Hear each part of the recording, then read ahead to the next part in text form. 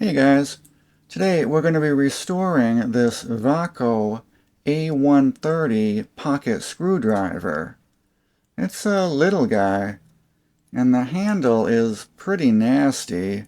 That white stuff is supposedly some kind of byproduct of bacteria that is eating the handle. So we're going to want to get all of that off of there. There's also a chip in the corner of the tip, and the blade is twisted. The first thing I'm going to do is clean that gunk off the handle. I'm just using an alcohol wipe for this. Then I'll kind of use my fingernail to push the towel into those grooves, get that gunk out of there. To clean under that pocket clip and in some of the grooves, I'm going to get it wet and then go at it with a toothbrush. Now we can see where we stand. There are some deep scratches in the handle here that we're going to have to sand out. But before we hit it with the sandpaper, I want to mask off that pocket clip so I don't scratch it up. I'll also cover the shaft with some tape where it meets the handle. Then I'll use an X-Acto knife to cut around the pocket clip so I can remove the excess tape. I'm starting out with 800 grit sandpaper, which is what I normally use, but this has some deep scratches in it that the 800 grit just wasn't removing, so I ended up going down to 400 grit. You do have to be careful with this coarse grit sandpaper. It removes a lot of material. It also clogs up the sandpaper. You can wet sand, but for something this small, I think dry sanding is fine. Yeah, that took all the scratches out. I am going to be especially careful sanding where the lettering is. I don't want to erase it.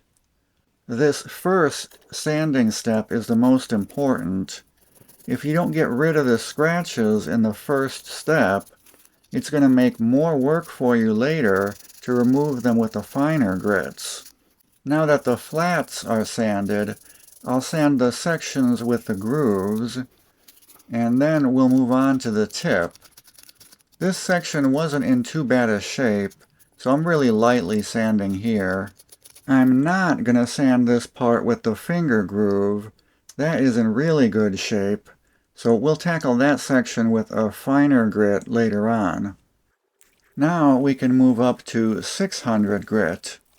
This is the same thing you watched a minute ago, but now it's a slightly finer grit sandpaper. Once that was done, I folded the sandpaper in half and used it to clean out the grooves. Then we can go back to our 800 grit. Once we're done with 800, we move up to 1000 grit. And here's what it looks like after 1000 grit. This is also when I started sanding that finger groove part. Yeah, it looks pretty cloudy, but that's going to clear up when we're done. And our next step is going to be, you guessed it, 1200 grit. So we're just progressively going through finer and finer grits. Then we'll go up to 1500 grit. 1500 is usually where I stop. If you need to get something crystal clear, like on a watch crystal, you can go up to 3000 grit, but I usually stop at 1500. And here is our post-sanding condition. Next, we're going to polish it.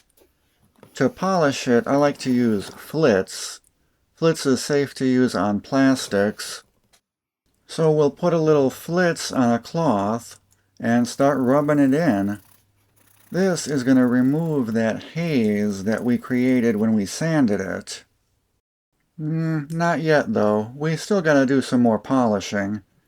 I'm tempted to use a power buffer for this part, but with something this small and made of plastic, you run the risk of overheating it and melting the plastic. Here's what it looks like after polishing. You can see all the way through it now. I even polished up the pocket clip and the chrome on the shaft. It looks like I removed some of the A130 lettering, but you saw what it looked like before. It's much better now.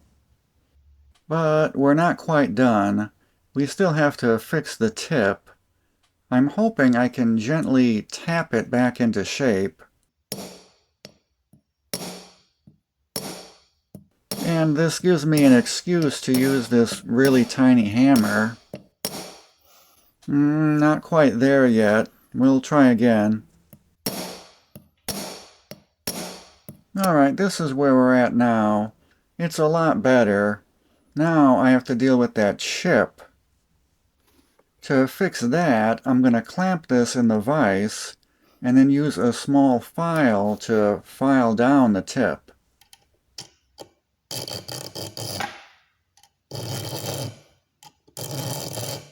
My first attempt came out a little crooked, so I had to do it again. Here's the second attempt, much better. Here's your before and after shot. I think this came out really nice. I saw this in the 25-cent bin at a garage sale, and I knew it would clean up nice. It's not a whole lot of work to clean something like this up. It's mostly just tedious, so you can't be in a hurry. You gotta work your way up through all the grits when sanding. Don't try and speed things up by skipping a grit. It's just gonna make more work for you later on.